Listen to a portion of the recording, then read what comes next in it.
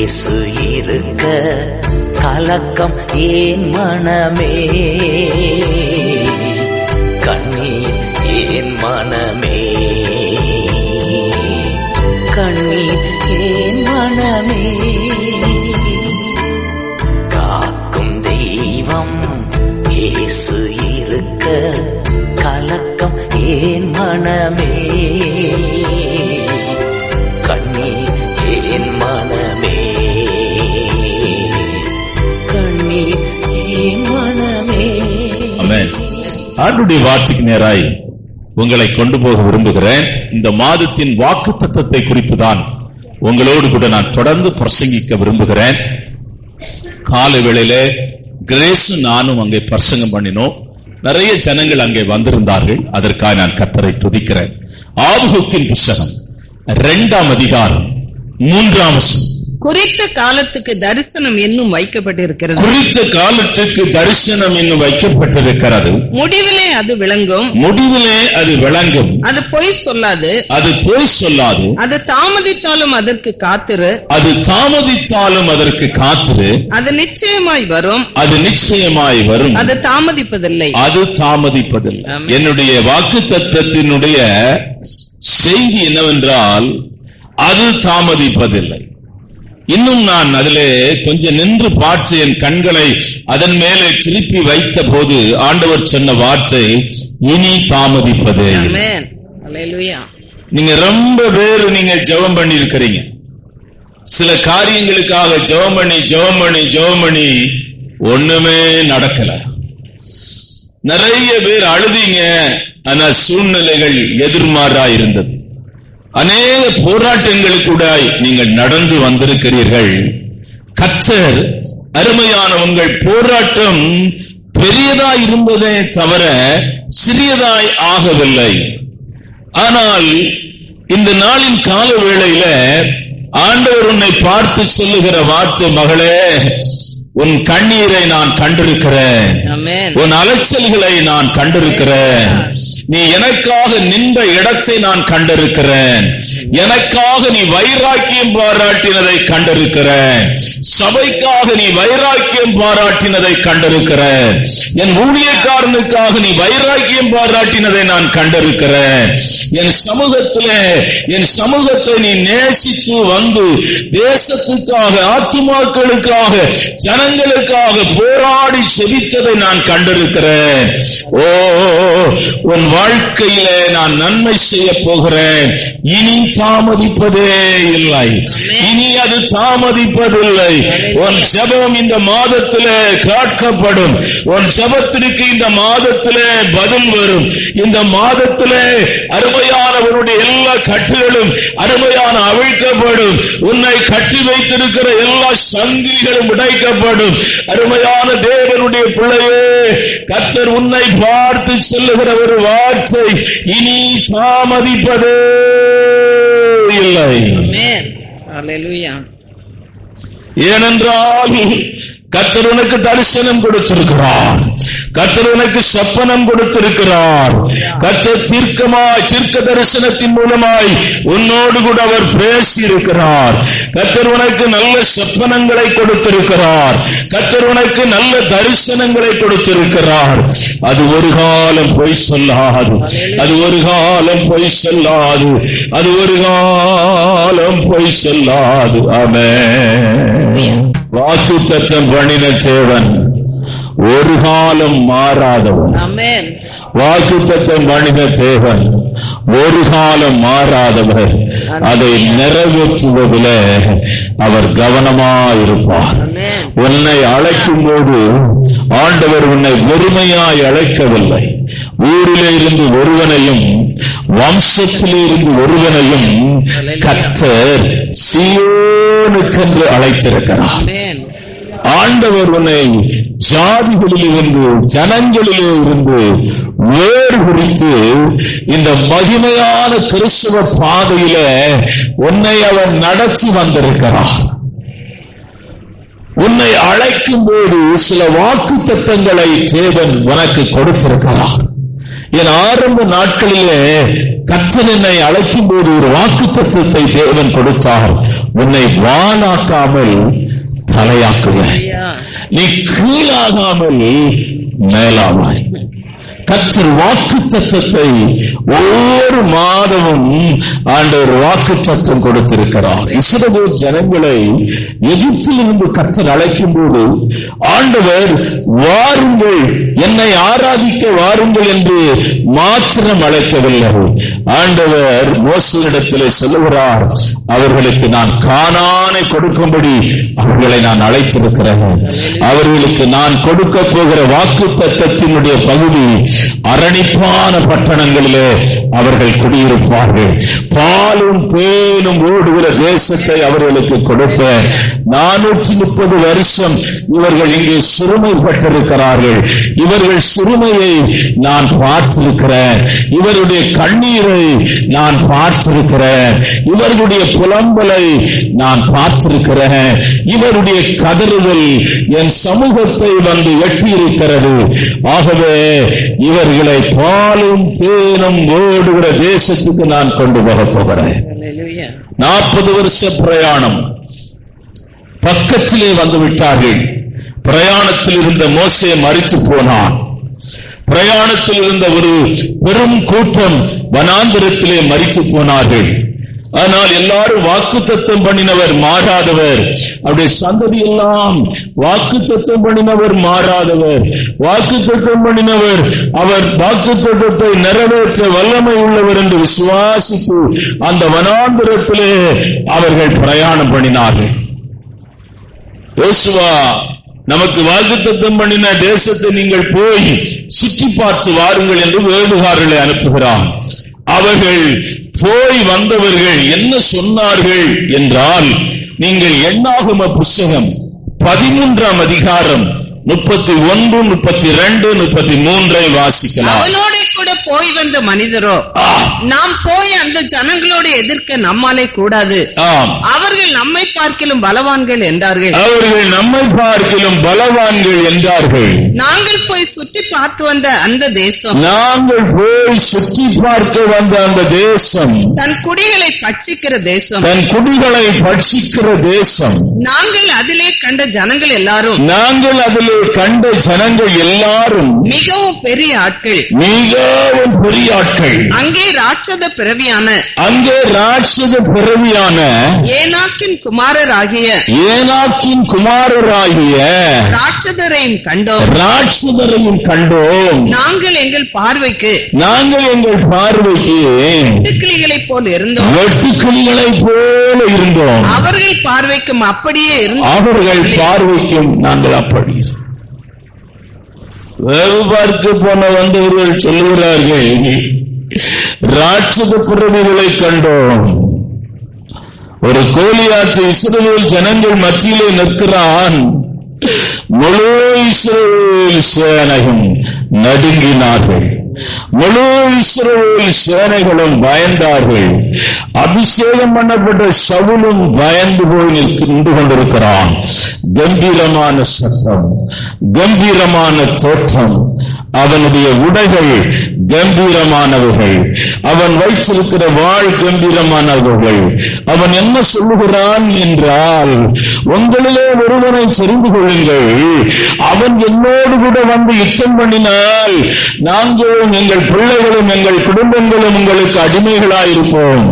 நீங்கள் என்னிடத்திலே தோற்று போனால் நீங்களும் உங்கள் குடும்பங்களும் உங்கள் பிள்ளைகளும் எங்களுக்கு அடிமையாயிருப்போம். ஒவ்வொரு நாளும் இப்படிப்பட்ட சத்தத்தை அவன் எழுப்பிக் கொண்டிருக்கிறான். ஒரு மனிதனை கண்டு இவ்வளவு நடுக்கம் இஸ்ரவேல் ஜனங்களுக்கு உண்டாயிருக்குமானால், கானானிலே இவனை போல ஏராளமான பேர் கானானிலே இருந்தார்கள்.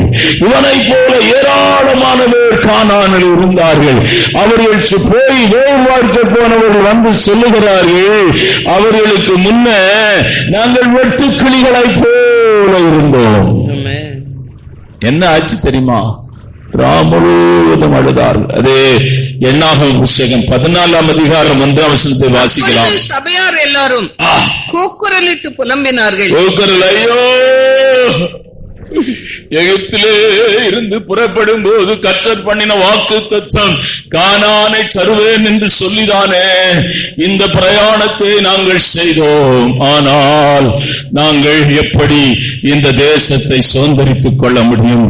நாங்கள் மரணமே அல்லாமல் எங்கள் பிள்ளைகள், எங்கள் மாடுகள், எங்கள் ஒட்டகங்கள், எங்கள் கழுகுகள் எல்லாம் அவர்கள் எடுத்துக்கொண்டு எங்களை அடிமையாக்கப் போகிறார்கள் என்று சொல்லி சொல்லி சொல்லி அழுதார்கள். தேவனுடைய பிள்ளைகள், விசுவாச யாத்திரையில நீங்கள் நடந்து வந்தீர்கள். ஆரம்பம் நன்றாயிருந்தது. ரட்சிக்கப்பட்ட நாட்களில் இருந்த சந்தோஷம் என்ன பாட்டு, என்ன ஆரம்பம். அபிஷேகம் பண்ணப்பட்டிருந்த நாட்களிலே இருந்த மகிழ்ச்சி, ஊழியத்தின் வந்தபோது இருந்த உற்சாகம் இப்ப எல்லாம் போச்சு. கலாத்தியரே, புத்தி இல்லாத கலாத்தியரே, இத்தனை பாடுகள் வீணாய் பட்டீர்களோ, உங்களை சத்தியத்தை விட்டு விலக்கினவன் யார் என்று கேட்கலாம். இது அவ்வளவு சுலபமான பாதை அல்ல. ஆனால் வாக்குத்தத்தம் பண்ணியிருக்கிறவர் மாறாதவர், அதை நீங்கள் புரிந்து கொள்ள வேண்டும். வாக்குத்தத்தம் பண்ணினவர் அருமையான ஜீவன் உள்ளவர், வாக்குத்தத்தம் பண்ணினவர் வல்லமை உள்ளவர். அவர் ஒரு காலம் மாற மாட்டார். பாடுகளின் மத்தியில, புலம்பல்களின் மத்தியில, பலவீனங்களின் மத்தியில, போராட்டத்தின் மத்தியில, உபத்திரவத்தின் மத்தியில நீ இந்த காலவேளையில கர்த்தரை ஆராதிக்க வந்திருக்கலாம். ஆனால் ஒன்றை நீ அறிந்து கொள்ள வேண்டும். உன் சிரசின் மேலே தேவனுடைய வாக்குத்தத்தம் இருக்கிறது. உன் சிரசின் மேலே தேவனுடைய தரிசனம் இருக்கிறது. உன் சிரசின் மேலே தேவன் காண்பித்திருக்கிற மகிமையான அழைப்பு இருக்கிறது. தேவன் உன்னை தெரிந்து கொண்ட அந்த தெரிந்து கொள்ளுதல் இருக்கிறது. நீ விசேஷமானவன். எல்லா பக்கமும் எனக்கு வாசல் அடைக்கப்பட்டு விட்டது. எல்லா வாசல்களும் அடைக்கப்பட்டு கிடக்கிறேன். நான் ஒரு சிறைச்சாலைக்குள்ளே இருக்கிறது போல இருக்கிறேன் என்று அழுது கொண்டிருக்கிற மகளே, கர்த்தருடைய வாக்குத்தத்தம், கர்த்தருடைய தரிசனம், கர்த்தர் உன்னோடு கூட பேசின வார்த்தைகள் இந்த மாதத்திலே நிறைவேறும். இந்த மாதத்திலே என் மகிமையை நீ பார்ப்பாய், என் அற்புதத்தை நீ பார்ப்பாய். நான் உனக்கு செய்ய போகிற காரியம் மகிமையாய் இருக்கும். இந்த காலவேளையில ஆண்டவர் தன்னுடைய வாக்குத்தத்தத்தையோ தரிசனத்தையோ நிறைவேற்ற அவர் என்ன செய்கிறார் என்றால், அவர் இன்னும் அவர்கள் இஸ்ரவேல் ஜனங்களிடத்துல வேவு பார்க்க வந்தவர்கள் அழுது கொண்டிருக்கும் போது மறுபடி அவர் சொன்ன ஒரு வார்த்தையை வாசிக்கலாம். எண்ணாகம புத்தகம் 14ஆம் அதிகாரம் 9ஆம் வசனம். கர்த்தருக்கு விரோதமாக மாத்திரம் கலகம் பண்ணாதிருங்கள். கர்த்தருக்கு விரோதமாக மாத்திரம் கலகம் பண்ணாதிருங்கள். அந்த தேசத்தின் ஜனங்களுக்கு நீங்கள் பயப்பட வேண்டியதில்லை. அந்த தேசத்தின் ஜனங்களுக்கு நீங்கள் பயப்பட வேண்டியது இல்லை. அவர்கள் நமக்கு இரையாவார்கள். அவர்கள் நமக்கு இரையாவார்கள். அவர்களை காத்த நிழல் அவர்களை விட்டு விலகி, அவர்களை காத்த நிழல் அவர்களை விட்டு போய்விட்டது. அவர்களை என்ன நிழல் காத்திருந்தது, அதை தான் நான் உங்களோடு கூட பேசப்படுறேன். அவர்கள் எந்த நிழலிலே இருந்தார்கள், அவர்களை சூழ்ந்திருந்த நிழல் எப்படிப்பட்டதாக இருந்தது? முதல் தலைப்பு 3 காரியத்தை சொல்லுகிறேன்.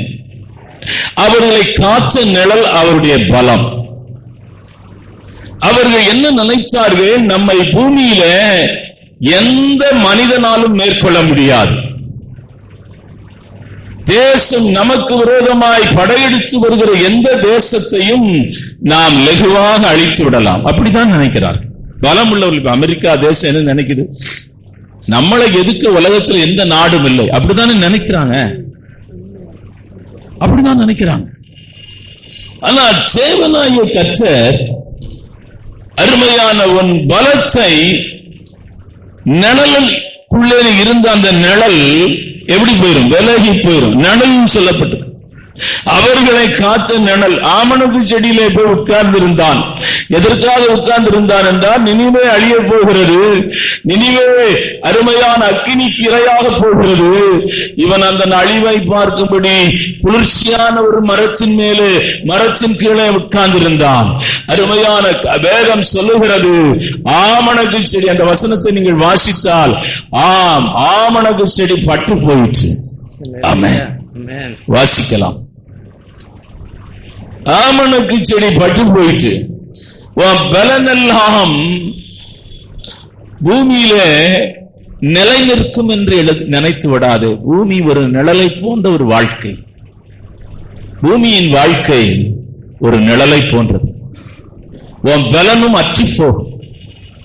நீங்க வாலிபத்தில் எப்படி இருந்தீர்கள், வாலிபத்தில் எப்படி நடந்தீர்கள்? நான் அடிக்கடி நினைப்பேன். தடவை ஒரு 3 தடவை கீழே விழுந்துட்டேன். அது மாத்திரல ஒரு தடவை மயங்கி அந்த சேர்லயே உட்கார்ந்துட்டேன். நல்ல வேளை அன்னைக்கு வண்டியில போயிருந்தா கீழே விழுந்திருப்பேன். அப்ப நான் நினைக்கிறேன், வயதான நாட்கள் எவ்வளவு நம்முடைய பலனெல்லாம் அற்று போகிற நேரம், நம்முடைய பலனெல்லாம் நம்மை விட்டு விலகி போகிற நேரம். தேவனுடைய பிள்ளையே, இந்த ஜனங்கள் கூக்குரலிடுகிறார்கள். நான் அதை செய்து விடுவேன், நான் உன்னை அழித்து விடுவேன், உன்னை இல்லாமல் ஆக்கி விடுவேன், நான் நினைச்சா என்ன நடக்கும். ஏன்னா பலம் இருக்கும்போது, அதிகாரத்திலே பலன் இருக்கிறவர்களை எதிர்ப்பது கடினம். அருமையான பண பலன் இருக்கிறவனை எதிர்ப்பது ரொம்ப கடினம். அதிகாரத்தில் இருக்கிற மனுஷனை எதிர்ப்பது ரொம்ப கடினம். பூமியிலே செல்வாக்கு நிறைந்த ஒரு மனிதனை எதிர்ப்பது ரொம்ப கடினம். ஆனால் கர்த்தர் சொல்லுகிறார், அவனுடைய ஆசீர்வாதத்தை உனக்கு நான் கொடுப்பதற்கு முன்னே அவன் நிழலை அற்று போக பண்ணுவேன். அவன் நிழலை அற்று போக பண்ணுவேன். பிரசங்கியின் புத்தகம் 8ஆம் அதிகாரம் 13ஆம் வசனத்தை வாசிக்கலாம். பிரசங்கியின் புத்தகம். துன்மார்க்கனோ நன்றாய் இருப்பதில்லை, அவன் தேவனுக்கு முன்பாக பயப்படாது இருக்கிறபடியால் நிழலை போல் இருக்கிற அவனுடைய வாழ்நாள் நீடித்து. இங்க பலவான நான் இங்க ஊருக்கு போகும்போது, எங்க ஊர்ல ஒரு பணக்கார குடும்பம், அங்கே அந்த நாட்களில அங்கே நடந்து போறவர்களெல்லாம் எனக்கு மனசுல நினைப்பேன், இருந்தா இப்படி வாழணும். அவங்க மேரேஜ் எப்படி நடந்துச்சு தெரியுமா? ஊரெல்லாம் பந்தல் போட்டிருந்தாங்க, அந்த தெரு முழுவதும் பந்தல் போட்டிருந்தாங்க. பெரிய பெரிய அரசியல்வாதிகள் அவங்க திருமணத்துக்கெல்லாம் வந்தாங்க. அதுல ஒருத்தர், அவர் பேர் பாலாசிங், அவரு டிஎம்கேல பெரிய ஆள். ஐயோ பிரமாண்டமா இருந்துச்சு, எல்லாம் பெரிய பணக்காரன். அவங்க வீட்டுல நாங்க வாடகைக்கு இருந்தோம்.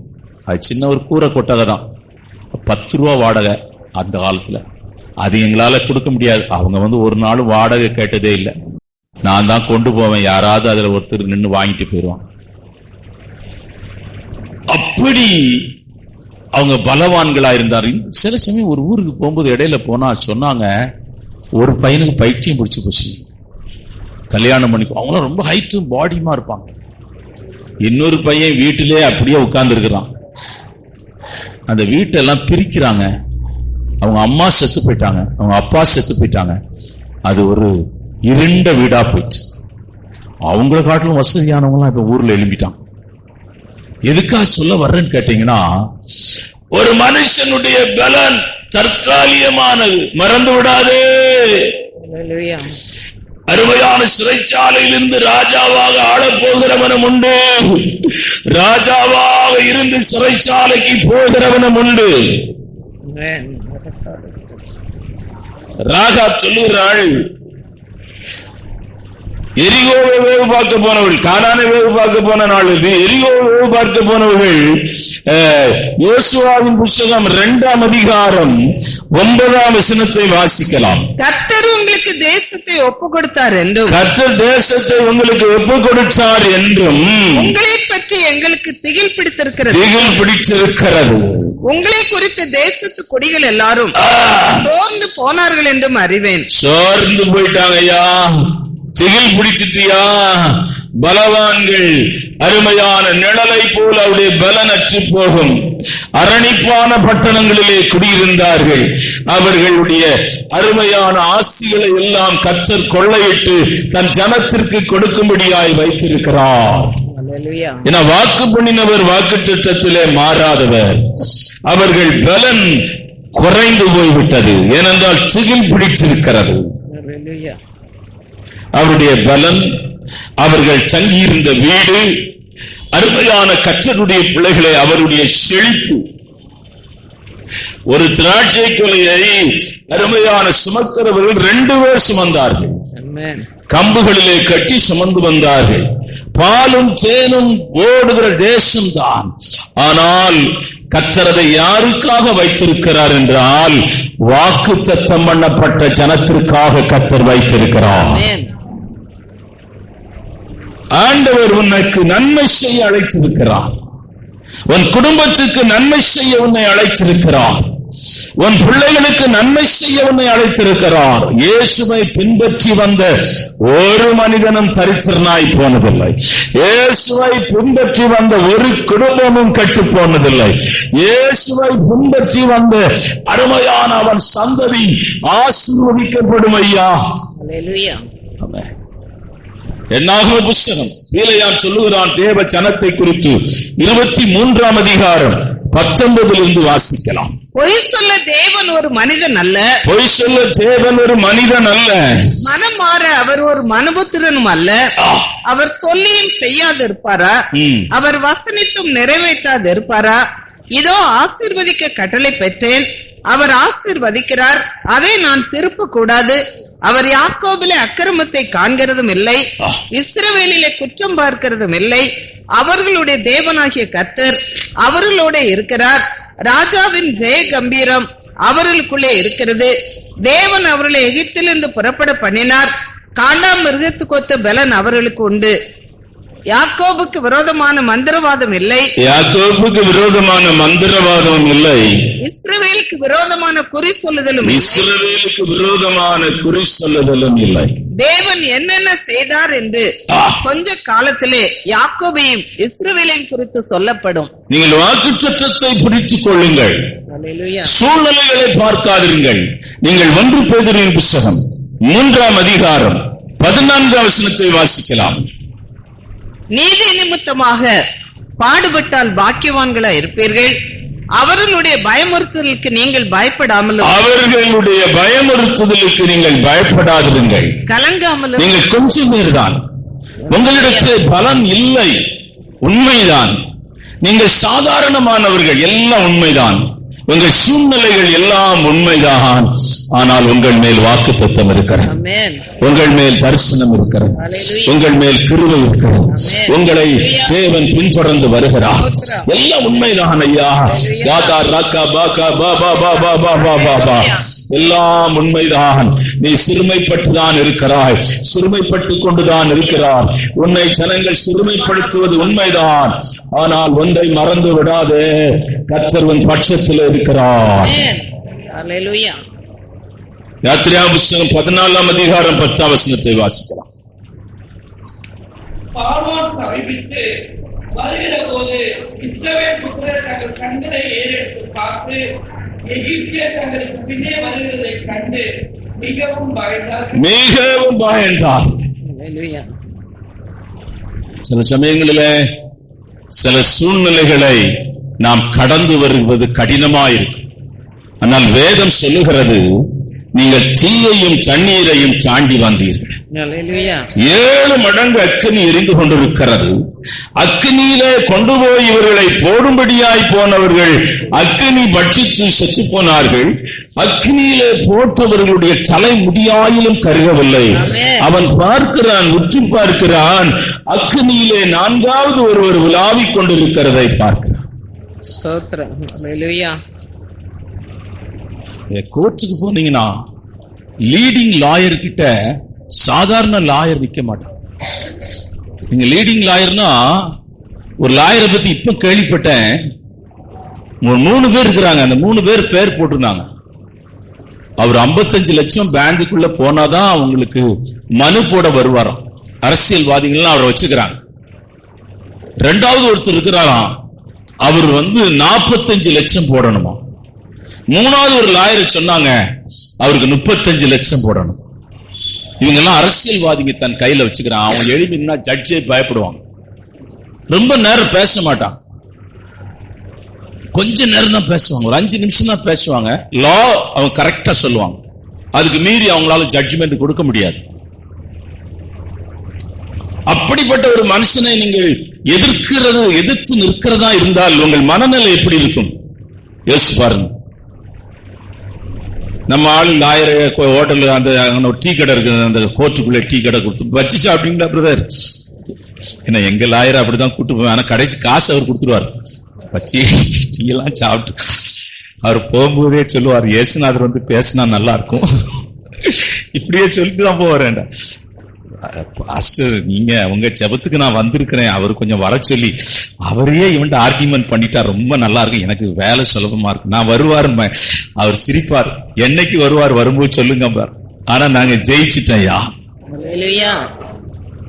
அருமையானவங்களே, உங்களை எதிர்த்து நிற்கிறவன் எவ்வளவு பெரிய மனிதனா இருந்தால், எவ்வளவு பெரிய ஆளா இருந்தார். சுந்தர் இருக்கிறார் ஸ்கூலு, அவருக்கு எதிரி யார் தெரியுமா? சிஎம் தான் அவருக்கு எதிரி. கோர்ட்ல ஏத்திட்டார் அவர். அந்த லாயர் இங்க ஒருத்தர் இருக்கிறார், 2.5 லட்சம் ரூபாய் ஃபீஸ் கட்டணும். நான் சுந்தர்ட்ட சொன்னேன், பிரதர் வேண்டாம் பிரதர், அவங்க எல்லாம் பவர்ஃபுல் ஆளுங்க, உங்களை ஒன்று இல்லைன்னு ஆக்கிடுவாங்க, வேண்டாம் வேண்டாம்னு சொன்னேன். அவர் என்கிட்ட சொல்லுவாரு, கர்த்தர் யுத்தம் பண்ணுவார் சொல்லுவார். கடைசி அவர் சிஎம் தோத்துட்டாருயா, அதனாலதான் அவங்க இப்ப ஸ்கூல் வச்சுக்கிறாங்க.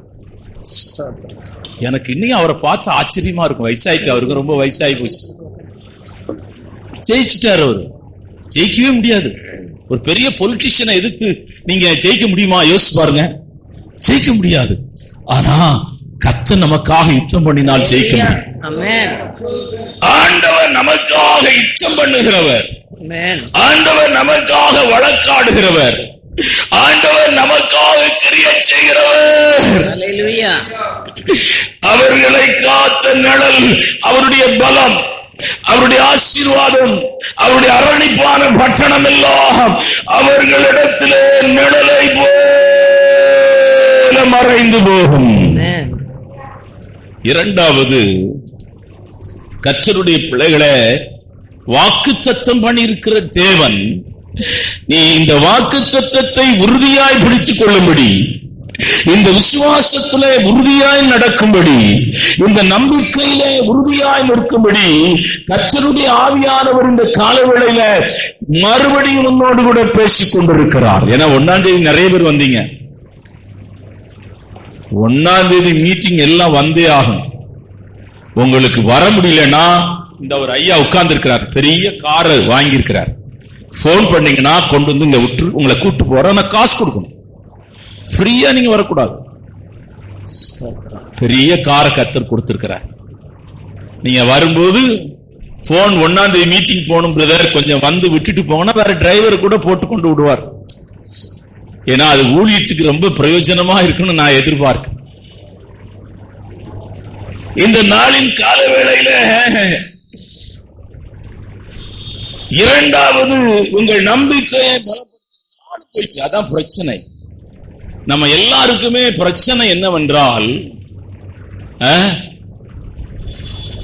இந்த கவுண்டர்ல ஒரு 10 ரூபாய் கொடுத்துட்டு அடுத்த கவுண்டர்ல ஒரு 100 ரூபாய் வாங்குறது மாதிரி இருந்தா பணத்தை நீங்க அள்ளி அள்ளி கொண்டு போடுவீங்க. ஆண்டவர் சொல்றாரு, 100 மடங்கு உங்களை ஆசீர்வதிப்பேங்கிறார். இந்த காணிக்கை பெட்டியில காசை போட்டுட்டு அடுத்தது இங்க ஒரு ஓபன் டோர் ஒண்ணு இருக்குது, 1000 ரூபாய் போட்டீங்கன்னா 10,000 ரூபாய் வருது மாதிரி இருந்தனா, இந்த பாக்ஸ் நிரம்பி நிரம்பி நிரம்பி வடி உடனே நடக்கணும்னு நினைக்கிறான். நம்ம ஜனங்கள்லாம் எப்படின்னு கேட்டீங்கன்னா, அந்த நாட்கள் இப்போ இல்ல, அந்த நாள் விசுவாசி பைபிளை திறந்தனா லாட்டரி சீட் ஆகணும். ஏன்னா 1 ரூபாய் லாட்டரி சீட்டு 1 லட்சம் ரூபாய் வரணும். ஒரு சின்ன தேங்காய் உடச்சு, ஆண்டவரே என் பிள்ளைக்கு 6 சப்ஜெக்ட்ல 100 வரணும், ஒரு தேங்காயில 100 மார்க் வரணுமா? அது எங்க? நம்ம ஆளுங்க கொஞ்சம் ஏமாத்துற ஆளுங்க நிறைய இருக்கிறாங்க. இயேசுவே வந்து எழுதுவார், கவலைப்படாதீர்கள், அவர் கரத்திலே பெண்ணை கொடுத்து விடுங்கள், நீங்கள் பரீட்சையிலே முதலிடத்திலே வருவீர்கள், இயேசு சொல்லுகிறார், ஐயோ கூட்டத்தை பாத்தீங்கன்னா +2 படிக்கிற பசங்க, 10th படிக்கிற பசங்க, அவ்வளவு கூட்டம். ஆனா உள்ள என்ட்ரன்ஸ் ஃபீஸ் ஒண்ணு வச்சுக்கிறாங்க, 250 ரூபாய். 500 ரூபாய் கொடுத்தா திரும்பி வாங்க போறான். ஏன்னா 1000 மார்க் வரும், 500 மார்க் வரும். அதுல வேற முடிஞ்ச உடனே ஒரு ஸ்தோத்திர கூட்டம் வைக்கிறாங்க. ஒரு பையனை கூப்பிடுறாங்க, நீ யாரு? சுப்புலட்சுமியா? ஆமா. நீ +2 என்ன மார்க் வாங்கின? 100க்கு 98. எல்லாம் கை தட்டுங்க, கர்த்தர் பெரிய அற்புதம் செய்தார். ஒரு 5 பேர் தான் 100க்கு 98 வாங்கியிருக்கிறான். அது இங்க வராமலே வாங்கியிருப்பாங்க. இது ஏமாத்து வேலையா தெரியல. சரி, பெண்ணை கையில கொடுத்தாரு, எனக்கு மார்க் கிடைச்சிருமா? நான் காப்பி அடிச்சு என்னால மார்க் எடுக்க முடியல. 35 மார்க் ஜஸ்ட் பாஸ் தான் வந்துச்சு. ஃபர்ஸ்ட் கிளாஸ் படிக்கிற பையன், அவன் முன்னாடி உட்கார்ந்து இருக்கிறான். நான் நம்பர் எல்லாம் மாத்திடுவேன், அது வேற இருக்குது. கவர்மெண்ட் உண்டு நம்பர் போடுவாங்க. நான் ராத்திரி 10 மணிக்கு போய், எங்க ஸ்கூல் தானே படிச்ச, சாக் பீஸ்ல அவன் தண்ணி அழிச்சு, எவன்டா பஸ்ல இருக்கான், இவன் இருக்கிறான், அவனுக்கு அடுத்து போடு. நம்பர் எல்லாம் மாத்தி எழுதி இருக்கிறான், இன்னும் ஞாபகம் இருக்கு. அவன் எழுதி கொடுப்பான், நான் எழுதி மறுபடியும் கொடுப்பேன். பார்த்து எழுதுனதுக்கே நான் மார்க் எடுக்க முடியல. மேக்ஸ்ல மட்டும் நான் பார்த்து எழுதி செவுட்ல வந்து அடிச்சிட்டாரு ஒருத்தர். நீ அடிச்சுட்டு போ, பேப்பரை கொடுறா, அவர் அடிச்சா நான் பாத்துக்கிறேன்டா, நமக்கு தேவை மார்க், அவர் அடிச்சுட்டு போட்டுட்டான். இப்படிதான் நான் பாஸ் ஆனேன். எனக்கு இந்த கிறிஸ்டியன் பாதையில வரும்போது நீங்க நிறைய ஜனங்க என்ன நினைக்கிறாங்கன்னா, சுலபமாய் பெற்றுக்கொள்ள வேண்டும். நீங்க ஆராதனைக்கு வரமாட்டாங்க, ஜபத்துக்கு வரமாட்டாங்க, கர்த்தரை துதிக்க மாட்டாங்க, ஒன்னும் செய்ய மாட்டாங்க. ஆனால் அவர்களை காத்த நிழல் அவர்களை விட்டு போக வேண்டும். எப்படி ஜெபம் பண்றாங்க, ஐயோ பக்கத்து வீட்டு பையன் நல்லா படிக்கிறாமா, நீ படி விட்டு கேவலமாய் போயிரும். நம்ம ஆளுங்க என்னன்னா, ஆண்டவர் தரிசனத்துல கேட்கிறாரு, உனக்கு நான் என்ன செய்யணும், என்ன சொன்னாலும் கேட்க யோசி போதான் என்ன கேட்கறது. பக்கத்து வீட்டு பையனை பாத்துக்கிற, பக்கத்து வீட்டு ஆளை பாத்துறான். ஆண்டவர் சொல்றாரு, உனக்கு 1 கொடுத்தனா அவனுக்கு 2 கொடுப்பேங்கிற, உன்னை 1 எடுத்தனா அவனுக்கு 2 எடுப்பேங்கிற. என்னடா 1 கொடுத்தா 2 எடுப்பேங்கிறாரு, 1 போனா 2ங்க. ஒரு முடிவுக்கு அவன் வந்தான், எனக்கு 1 கண்ணை எடுத்துருப்பா, அப்ப அவனுக்கு 2 கண்ணு இல்லாம. நம்ம மனுஷனுடைய ஆட்களுடைய இருதயம் நம்ம நாட்டுல தான், வெளிநாட்டுல அப்படி கிடையாது. வெளிநாட்டுல அடுத்தவன் பக்கத்துல உட்கார்ந்து இருக்கிறவங்க யாருன்னு தெரியாது, கேட்கவும் கூடாது. நான் போகும்போது நிறைய இன்ஸ்ட்ரக்ஷன் சொன்னாங்க. போன உடனே நிறைய பேர் சொந்தக்காரங்களெல்லாம் சந்திக்கும் போது, hello how are you verified, அவங்க நம்ம கை கொடுப்பாங்க, hello how are you verified. இந்த வெரிஃபைனோடு முடிச்சுக்கணும், திருப்பி எந்த பாதைக்கும் போக கூடாது. நிக்கிறவங்க ஹஸ்பண்டான்னு கேட்க கூடாது, ஒய்ஃபான்னு கேட்க கூடாது, பிள்ளைங்களான்னு கேட்க கூடாது. ஏன்னா கிட்டது நிக்கிது 5வது ஒய்ஃபா கூட இருக்கும். அவன் 5வது புருஷனா கூட இருக்கு அந்த அம்மாவுக்கு. அதெல்லாம் கேட்க கூடாதுங்க. நம்ம நாட்டுல தான் அது. இந்த சபைக்கு ஏற்கனவே இங்க வெளியே அப்படி இருந்ததுனால சபைக்கு வந்த உடனே மற்றவங்களை அறியதுக்கு ரொம்ப ஆசைப்படுறாங்க. உங்க டெலிபோன் காதிலே வெடிக்கும் ஒரு நாள், பாருங்க வெடி. உங்க செல் வெடிச்சு போயிருக்கியா, உங்களை பாருங்க, ஏசப்பாவை பாருங்க. இந்த விசுவாச ஓட்டத்தை ஜெயமாய் ஓடி முடிக்க முடியும். கொஞ்சம் திரும்பினா கூட உங்க ஆவிக்குரிய ஓட்டம், பந்தய சாலையிலே ஓடுகிற எல்லாரும் ஓடுவார்கள், ஒருவனே பந்தய பொருளை பெற்றுக் கொள்வான் என்று அறிவீர்களா? நீங்கள் பெற்றுக்கொள்ளத்தக்க ஓடுங்கள்.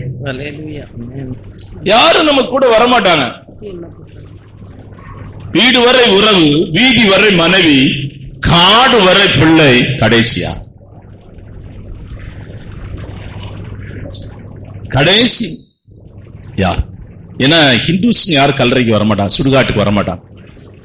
அந்த காலத்துல வீட்டோடி அழுது அப்படி பசங்க வந்து, நான் எனக்கு நல்லா தெரியும், எங்க அப்பா சாகும்போது நாங்க எல்லாரும் மொட்டை அடிச்சு பூநூல் கட்டி சட்டி உடைச்சோம். எனக்கு இன்னும் ஞாபகம் இருக்கு. ஏன்னா நிறைய பழைய காரியங்கள் எல்லாம் கர்த்தர் எனக்கு ஞாபகப்படுத்துற.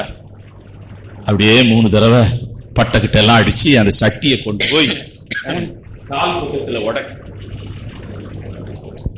பிள்ளைகளே, அது பிறகு நாங்க அங்க இருக்க முடியுமா? தீ வைக்கிறதுக்கு முன்னாடி நீங்க எல்லாரும் போயிருங்கன்றோம். இதுதான் மனுஷனுடைய வாழ்க்கை. அவன் எவ்வளவு பெரிய மனிதனா இருந்தாலும் சரி, அவன் எவ்வளவு பெரிய பலவானா இருந்தாலும் சரி. ஆகவே நான் செய்திக்குள்ளே உங்களை மறுபடியும் கொண்டு வருகிறேன். முதலாவது அவர்களை காத்த நிழல், அவருடைய பலம் நிழலை போல மறைந்து போயிற்று. இரண்டாவது, அருமையான கர்த்தருடைய பிள்ளைகளே, நீங்கள் வேதத்தை வாசிக்கும் போது அந்த வசனத்தை வாசிக்கலாம். இரண்டாவது இடத்துக்குள்ளே உங்களை கொண்டு போக விரும்புகிறேன். வாசிங்க, இரண்டாவது பகுதியை வாசிக்கலாம். வசனத்தை எடுக்கலையே? யோசுவாவின் புத்தகம் 2ஆம் அதிகாரம் 11ஆம் வசனம். 2:11. யோசுவாவின் ராகாப்பு ஒரு வார்த்தை சொல்லுகிறாள், எல்லா தேவர்களை காட்டிலும் உங்கள் தேவன் தான் பெரியவர். வாசிக்கலாம். கேள்விப்பட்ட போது எங்கள் இருதயம் கரைந்து போயிற்று,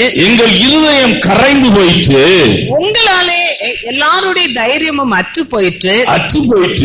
உங்கள் தேவனாகிய கர்த்தரே, உயர வானத்திலும் வானத்திலும் கீழே பூமியிலும் தேவனானவர். அவங்க எல்லாம் எதை மற்ற தெய்வத்தை ஆராதித்துக் கொண்டிருந்தவங்க. அவங்க சொல்றாங்க, நீ ஆராதிக்கிற தெய்வம் தான் பெரிய. எங்க அண்ணன் ஒரு போஸ்ட் கார்டு போட்டான், நான் வருஷம் மலைக்கு போறேன்டா, ஐயப்ப மலைக்கு போறேன். அவன் குருசாமி. ஆனா அவன் லெட்டர் போட்டு, ரொம்ப நாள் அந்த லெட்டர் வச்சிருந்தேன். அவன் சொன்ன அதை எழுதுறான், ஒவ்வொரு தடவையும் நாங்க மலைக்கு போகும்போது கடன் வாங்கி வட்டிக்கு வாங்கி தான் போவேன். ஆனா உன்னை பார்க்கும்போது நீ கும்பிடுகிற கடவுள் நல்ல கடவுள்ரா, நல்ல தெய்வம். ஆமென். நல்ல தெய்வம் ஐயா, நீ ஆராதிக்கிற தெய்வம் நல்ல தெய்வம். ஆமென். விசுவாசிக்கிறீர்களா?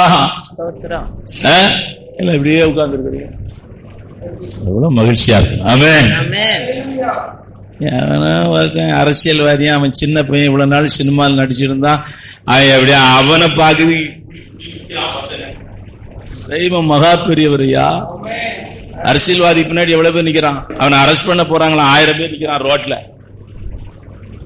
இந்த காட்சியெல்லாம் பார்க்கும்போது கர்த்தர் நமக்கு மகா பெரிய தெய்வம். எப்படி கர்த்தரை ஆராதிக்கிறாய், எப்படி கர்த்தரை ஆராதிக்கிறாய், எப்படி கர்த்தரை துதிக்கிறாய். ராகாப் சொல்லுகிறாள், உங்களை போல ஒரு தெய்வம் வானத்தின் கீழே பூமியின் மேலே உங்களை போல ஒரு தெய்வம் இல்லை. உங்களை நடத்தி வந்ததை நாங்கள் அறிந்திருக்கிறோம். செங்கடல் 2ஆய் பிளந்து நீங்கள் அதிலே நடந்து வந்ததை நாங்கள் கேள்விப்பட்டிருக்கிறோம். இப்படிப்பட்ட ஒரு அற்புதம் எங்கும் நடந்ததில்லை. லட்சக்கணக்கான ஜனங்களுக்கு வானத்திலிருந்து மன்னா விழுந்ததை நாங்கள் அறிந்திருக்கிறோம்.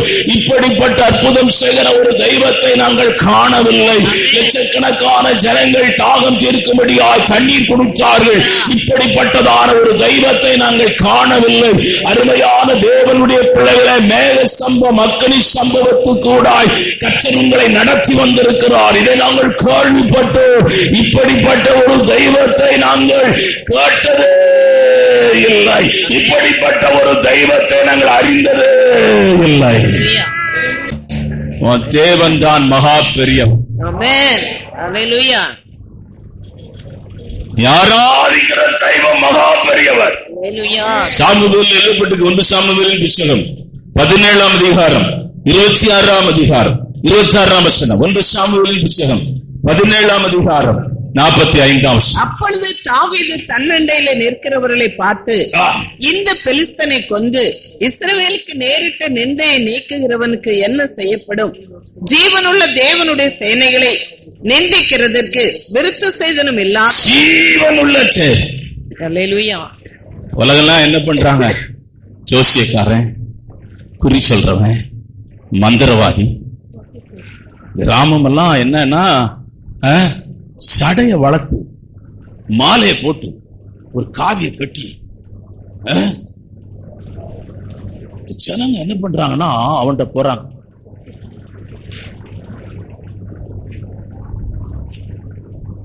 குழந்தை இறந்து போச்சு, சர்ச்சுக்கு அவன் வரல. சரி, அந்த நேரம் நம்ம போய் பார்த்தோம், பேசணும். சர்ச்சுக்கு வந்தான். ஏன்னா நம்ம பூத்துறையில ஒரு சர்ச்சு வச்சிருக்கிறோம். அவன் பூத்துறையில இருக்கிறான். எனக்கு வண்டியில போகும்போது பாபாச்சியை நினைச்சேன். மூர்த்தி ஒரு பையன் மந்திரவாதி சொன்னானா, இந்த வீட்டை விட்டு நீ விலகுனா 2வது குழந்தையும் செத்து போயிடும். நான் அந்த ஊர்ல போய் ஷெட்டை போட்டு உட்கார்ந்து இருக்கிறான். சாமானத்தெல்லாம் வீடெல்லாம் காலி பண்ணி அங்க போய் உட்கார்ந்து இருக்கிறான். விடிய விடிய சத்தம் போடுறேன், பகலே கிடந்து சத்தம் போட்டு கிடக்குறேன், சிவனுள்ள தேவன் சொல்றேன். மந்திரவாதி சொன்ன ஒரு வார்த்தை எவ்வளவு எஃபெக்டிவா இருக்கு பாருங்க. அவ்வளவு எஃபெக்டிவா இருக்கு. இயேசுவே காளிப்பட்டு இந்துவா போன வீட்டுல போய் பார்த்தா எலுமிச்சம்பழம் தொங்குது, ஒருத்தர் மீச வச்சு தொங்கிட்டு கிடக்குறான், எல்லாம் தொங்குது. இந்த மாட்டை பார்த்தா இந்த மாட்டு எல்லாம் தொங்குது, கருப்பு கயிறு தொங்குது, மஞ்சள் கயிறு தொங்குது, கையில கயிறு கட்டி இருக்கிறான், எல்லாம் பண்ணி இருக்கிறான். சீல போய் உட்கார்ந்து இருக்கிறான். ஐயா, உனக்காக ரத்தம் சிந்தினவர், உனக்காக சிலுவையில் அடிக்கப்பட்டவர். ஏன்னா எங்க அப்பாவுக்கு நான் இன்னும் ஒரு தடவை போய் பார்த்தேன். பிரதர் தூத்துக்குடிக்கு வரும்போது டொமினிக் பிரதர் தான் வண்டி ஓட்டு வந்தார். அவங்க வீட்டுக்கு போயிருந்தேன். அந்த அம்மா பார்த்தேன். அந்த காரைக்கால்ல வந்து முங்கிட்டு போயிருக்கிறாங்க. சனி தீரன். ஐயா, நீ ஆராதிக்கிற தெய்வம் பேசுகிற தெய்வம் ஐயா. நீ ஆராதிக்கிற தெய்வம் ஜீவன் உள்ளவர் ஐயா. இப்ப நல்லா புரிஞ்சுங்க. உங்க வீட்டுக்கு நீங்க இப்ப போறீங்க, சர்ச்சு முடிஞ்சு உங்க படத்தை வச்சு ஒரு பூவை போட்டு ஒரு பத்தியை கொளுத்தி வச்சிருந்தா உங்களுக்கு எப்படி இருக்கு? வீட்டுக்கு போறீங்க, ஆராதனை முடிச்சு பையன் ஒரு படத்தை போட்டு பத்தி கொளுத்தி மாலை போட்டுக்கிறான். நான் சாகலடா, உயிரோடு கூட இருக்கிறேன். ஆகவேதான் நம்ம அதை எதையுமே செய்யல. இல்லன்னா நான் இங்க ஒரு எனக்கு ரொம்ப ரொம்ப ஆசை. இதுல இருந்து இதுவரை ஒரு சிலுவை, அதுல இருந்து ஒரு சிலுவை, இயேசுனார் தொங்குறது போல, அந்த சிவப்பு சேலை தொங்குறது போல, இந்த மாதிரி எல்லாம் காட்சியை கண்டாதான் ஜனங்க கூடுவாங்க. நம்ம ஊர் ஜனங்க சும்மாயே பிரசங்கம் எல்லாம் பண்ணா ரொம்ப எஃபெக்டிவா இருக்காது. நம்ம நாட்டு ஜனங்க எப்படின்னு கேட்டீங்கன்னா, பாஸ் எப்படி இருக்குன்னு நினைக்கிறீங்க? ஒரு பெரிய சிலுவை, காதி, அது இதெல்லாம் போட்டு உடுக்க வேற ஒன்று கையில வச்சுட்டு ஒரு பாட்டெல்லாம் பாடி தாடி கிடியெல்லாம் வச்சு முடி கிடியெல்லாம் வச்சுட்டு அவன் என்ன பத்தி எவனா குறை சொல்லுவானா? குடும்பத்தை பத்தி ஏதாவது குறை சொல்லுவானா? ஐயோ, மந்திரம் வச்சுவாயா? எந்த மந்திரவாதியாவது எவனா குறை சொல்லுவானா? பாசமா ரொம்ப மோசம். ஏன்னா இந்த வெள்ளையும் சொல்லையும் போடாம வேற மாதிரி போட்டு அவன் அந்த வார்த்தை சொல்ல மாட்டான். மந்திரவாதி அடுத்த நாளே சொல்லுவான், எலுமிச்சம்பழத்துல உன்னை வச்சு உன் வயிறை வெடிக்க வச்சிருவான். ஆமா, ஐயோ, எங்க ஊர் பக்கத்துல குடுகுடுக்கிற ஒரு கிழவி இருக்கிறாங்க. கிழவின்னு தான் சொல்லணும், ஏன்னா அதுக்கு 60 வயசு மேல இருக்கு. உண்மையா நீங்க என்ன வேணாலும் நினைச்சு பாருங்க, அந்த தெருவை கிராஸ் பண்ண எல்லாம் பயப்படுவாங்க. நானே பயந்துருக்கிறேன். ஹிந்துஸ் நமக்கு தெரியாது. அந்த அம்மா சத்தம் கேட்டவொன்னா அந்த பக்கத்தில் உள்ளவங்க சொல்றாங்க, போகாதீங்க, பேய் உங்களை பிடிச்சிருவாங்க. சத்தத்தை அது குடுக்கணும் அடிச்சுட்டு இருக்காங்க. மந்திரம் நடந்துட்டு இருக்கு. ஐயோ, சிறுநீர் அடிக்கும் பாரு. அங்க ஒரு 10 பேர் உருண்டுட்டு கிடப்பான். பேயே விரட்டிட்டு கிடக்குது. இதெல்லாம் ஜனங்க பார்த்து அதுக்கு பின்னாடி போறாங்கயா. நீ ஆராதிக்கிற தெய்வம் ஜீவன். நீ ஒன்னும் பயப்படாத. கிராமத்துல இருக்கிறவங்கள ஈஸியா பயமுறுத்திடுவான். ஏன்னா சாமி வரும்போது கதவு திறக்கணுமா? நாங்க சிப்பாயினர், நான் கதவு திறக்க மாட்டேன். ஐயோ, குற்றமே இருக்கட்டும், திறக்கவே மாட்டேன். ஏன்னா சாமி வரும்போது கதவு திறக்கணுமா? வாடகை வீடுதான், நாங்க இருக்கிறதுல அது எங்களுக்கு தான் சொந்த வீடு. ஆமே, நீங்க எதுவும் பயப்படாதங்கய்யா. அந்நிய பாஷையெல்லாம் பேசுற ஆட்களே ரொம்ப பயப்படுற ஆளுங்க. ஏன் அவன் பிரச்சனைக்கு போற? ஏதோ சொன்னானா செய்தையுமா போனமான்னு. அப்படிதான் நிறைய விசுவாசிங்க உலகத்தோடு கூட ஒப்புரவாயிட்டாங்க, சூழ்நிலையோடு கூட ஒப்புரவாயிட்டாங்க, எல்லாம் ஒப்புரவாயிட்டாங்க. ஆனா பாட்டு பரலோகமே என் சொந்தமே என்று காண்பேனோ. நீ என்னைக்குமே பார்க்க மாட்ட. செத்த பிறகு இந்த பாட்டு தான் பாடிட்டு இருப்ப. என்று காண்பேனோ, பார்க்கவே மாட்டேன். ஏன்னா கிறிஸ்தவங்க மாதிரி பொய் சொல்றவங்க உலகத்துல எந்த மதமும் கிடையாது, எந்த மதமும் கிடையாது. கிறிஸ்தவன் மாதிரி பொய் சொல்றவன், அதுவும் தேவ சபையில வந்து பொய் சொல்றவனை போல உலகத்துல ஒரு மதமும் கிடையாது. எப்படி பாஸ்டர் இப்படி பேசுறீங்க? ஐயோ பாட்டெல்லாம் பாத்தீங்கன்னா புல்லா போய். ஒரு கோடி செல்வங்கள் என்னை தேடி வந்தாலும் உண்மை நான் மறக்க மாட்டேன். ஒரு கோடியெல்லாம் ஒண்ணு வர வேண்டாம். இந்த அரசாங்கத்துல ஒரு சின்ன வேலை கிடைச்சுன்னா அடுத்த வாரத்துக்கு நீ ஆராதனை எல்லாம் வேற மாதிரி ஆயிரும். ஆனா பாட்டு பாடுறது இயேசுவே பின்ன போக துணிந்தேன் பின்னோக்க நீ சும்மா பாட்டு எல்லாம் பாடிட்டு இருக்காத. சாங்ல பாடுற பாட்டெல்லாம் பாத்தீங்கன்னா சோதி தோன்றும் ஒரு தேசம் உண்டு. விசுவாச கண்களை விசுவாசம் இல்லாத எப்படி விசுவாச கண்ணில் பாப்பாத. அருமையான ஆண்டவருடைய பிள்ளையே, இந்த நாளின் கால வேளையில அவர்களை காத்த நிழல் அவர்களை விட்டு போய்விட்டது. உன்னுடைய தேவன் உன்னோடு கூட இருந்தால் நீங்கள் கானானுக்குள்ளே பிரவேசிப்பீர்கள். நீங்கள் 1 சாமுவேலின் புத்தகம் 5ஆம் அதிகாரம் 1-4 வரையில் வாசிக்கலாம். பெலிஸ்தர் தேவனுடைய பெட்டியை பிடித்து அதை எபெனேசரில் இருந்து அஸ்தோத்திற்கு கொண்டு போனார்கள். பெலிஸ்தர் தேவனுடைய பெட்டியை பிடித்து தாகோனின் கோவிலிலே கொண்டு வந்து தாகோன் அண்டையிலே வைத்தார்கள். அஸ்தோத் ஊரார் மறுநாள் காலமே எழுந்திருந்து வந்தபோது இதோ தாகோன் கர்த்தருடைய பெட்டிக்கு முன்பாக தரையிலே முகங்குப்புற விழுந்து கிடந்தது. அப்பொழுது அவர்கள் தாகோனை எடுத்து அதை அதன் ஸ்தானத்திலே திரும்பவும் நிறுத்தினார்கள். அவர்கள் மறுநாள் காலமே எழுந்திருந்து வந்தபோது இதோ தாகோன் கர்த்தருடைய பெட்டிக்கு முன்பாக தரையிலே முகங்குப்புற விழுந்து கிடந்ததும் அல்லாமல் தாகோனின் தலையும் அதன் 2 கைகளும் வாசற்படியின் மேல் உடைப்பட்டு கிடந்தது. தாகோனுக்கு உடல் மாத்திரம் மீதியா இருந்தது. ஆதலால் நம்முடைய தேவன் எப்படிப்பட்ட தேவன்? பலத்த பராக்கிரமசாலியா இருக்கிறார். அவர் உனக்கு முன்னே நடந்து போகிறார். இந்த பூமியின் யாத்திரையின் ஓட்டம் உனக்கு ஜெயமாயிருக்கும். இந்த பூமியின் யாத்திரையின் ஓட்டம் வாக்குத்தத்தத்தை சுதந்திரித்துக் கொள்வாய். இந்த பூமியின் யாத்திரையின் ஓட்டம் தரிசனம் நிறைவேறும். இந்த பூமியின் யாத்திரையின் ஓட்டம் சொப்பனம் நிறைவேறும். இந்த பூமியின் யாத்திரையின் ஓட்டம் சர்வ வல்லமை உள்ள தேவன் உன்னோடு கூட நடந்து வருகிறார். அவர்களை காத்த நிழல் அவர்களை விட்டு. 3வது மாத்திரம் பேசி முடிச்சது. 3வது, இந்த கானான் தேசத்திலே அவர்கள் அருமையான அரணிப்பான பட்டணங்களிலே குடியிருந்தார்கள். பலசாலிகளாயிருந்தார்கள். செழிப்பு அவர்களுக்கு காணப்பட்டது. இது எல்லாம் மறைந்து போகிற நேரம் வந்துவிட்டது. 4வது, அவர்கள் தெய்வம் அவர்களை கைவிட்டு விட்டார். ஆமென். எவ்வளவு பெரிய மந்திரவாதி கும்பிடு, எவ்வளவு பெரிய சாமியை நீ கும்பிடு, ஆண்டவருக்கு முன்ன நிக்க முடியாது. ஆமென். அல்லேலூயா. சவுல் என்ன பண்ணா? குறி கேட்கிற பொண்ணை தேடி போறான். பாருங்க, பின்மாற்றத்தில் நீங்கள் போகும்போது நீங்கள் என்ன செய்வீர்கள் என்று உங்களுக்கு தெரியாது. ஏன்னா நம்ம சபையில ஒரு சிஸ்டர் யாரோ பிரெயின் வாஷ் பண்ணி அங்க இருக்கிற ஏதோ ஒரு கோயிலுக்கு போச்சான். ஆனா வர்ற வழியில ஆக்சிடென்ட் ஆகி காலெல்லாம் ஒடிஞ்சி ஆஸ்பத்திரியில போயிருக்கு. ஒருத்தர் போன் பண்ணி சொன்னாங்க, அவங்க ரொம்ப முக்கியமானவங்க. அவளுக்கு ஜெபம் பண்ணாதீங்க பாஸ்டர், என்ன நடந்து தெரியுமா? அவ அங்க ஒரு இடத்துக்கு போயிட்டு வரும்போதுதான் இந்த ஆக்சிடென்ட் நடந்துச்சு, அவளுக்கு காலே வரக்கூடாது, நீ போய் ஜெபம் பண்ணிடாதீங்கிறான். போன் பண்ணது யார் தெரியுமா? மாமியார். உண்மையா?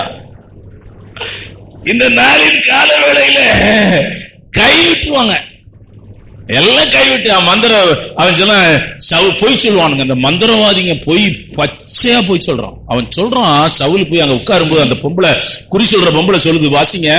அவன் சொல்றான், சாமுவேலோடு கூட பேசணும், அவனை எழுப்புங்குது. வாசிங்க.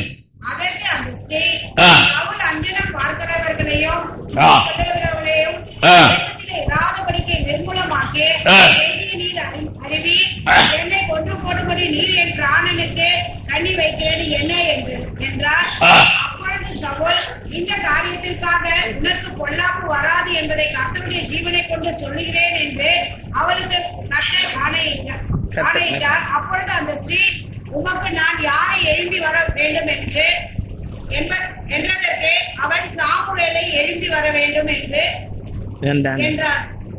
குறி சொல்றம்மா சாமுவேல் எழுப்ப முடியாது. அந்த சம்பவத்தை நீங்கள் வாசித்தால் அது சாமுவேல் எழுப்புறது போல அந்த சம்பவம் இருக்கும். ஆனால் அது முற்றிலும் போய்.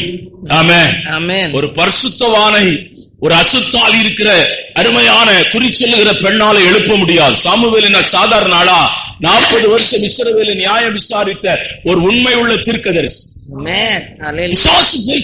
நீங்க அந்த சம்பவத்தை வாசிச்சு பாத்தீங்கன்னா உண்மை போல இருக்கு, ஆனா உண்மை கிடையாது. ஏன்னா எங்க தாத்தா ஒருத்தர் மந்திரம் எழுதுவார், வண்டி மையி, அதுல நான் எழுதியிருக்கேன். நான் எழுதுனதுனால உங்களுக்கு சொல்றேன். 2 பைசா கொடுப்பாரு ஒரு தகடு எழுதுனா. அந்த காலத்துல 2 பைசா 1 பைசா கொடுப்பாரு. நிறைய தகடு எழுதி கொடுத்தா அவர் கண்ணு தெரியாது. பேர் சொல்லுவாரு, அட்ரஸ் சொல்லுவாரு. கிறிஸ்டின்னா சில்வ போடணும்,